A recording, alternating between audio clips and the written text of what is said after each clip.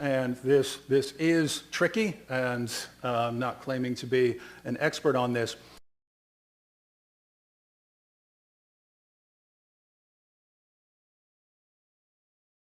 My name is Ahmad, and this is a question for Dr. Wood. It's a little bit different about what we've been talking about today, but it's about the nature of Jesus. In 1 John 3:20, it says, "If our hearts condemn us, we know that God is greater than our hearts, and he knows everything." In Mark 13:32, it says, "But about that day or hour no one knows, not even the angels in heaven, nor the Son, but only the Father." So if Jesus is God, how do you not know about the hour or the day? Thank you. Yeah, and that's I would say that's probably the best verse to bring up if you were challenging the deity of Christ. But this is similar to the earlier question in how can God die, right? If you're just saying God, as he is in himself, eternally, well, that would make no sense for God to die. If you're talking about God as he eternally exists, not knowing something, that would not make sense.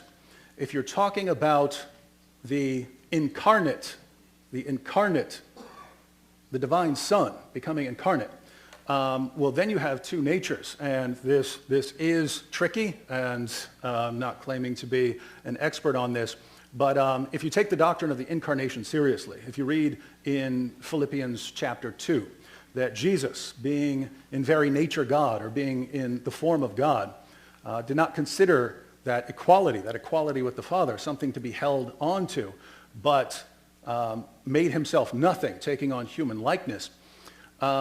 If you take that seriously, then you have to ask, okay, when you have the incarnate Jesus as a baby, what level of understanding of everything does he have? Does he learn as he goes along? And again, this wouldn't make sense if you're just talking about God as he exists in himself, but we can have these kinds of discussions if we're talking about Jesus actually becoming a man.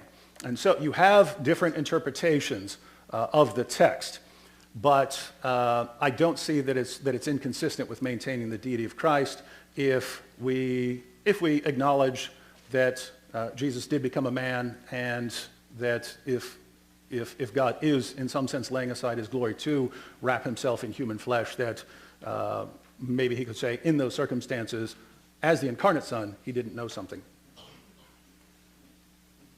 Yeah, this question is obviously not directly related to our topic, and I would have respected David's choice if he chose not to address this question. But since he's addressed it, I would say that this actually is a major problem for the belief that Jesus is God. Because, yeah, if he doesn't know when the hour will occur, then there is at least one fact that he doesn't know, and God cannot cannot be ignorant of one fact. And the idea of kenosis, that he somehow emptied himself of divinity, this itself is problematic. But the passage that David cites doesn't actually prove that Jesus was God in the first place. The Philippians passage has to be understood within Philippians as a whole and the Pauline corpus as a whole. And it's clear in the Pauline corpus that Paul distinguishes between God and Christ, between God and Jesus, between the Father and the Son. Only the Father for Paul is God. And he says there's only one God, the Father, and one Lord, Jesus Christ. There's a distinction. They're not both God.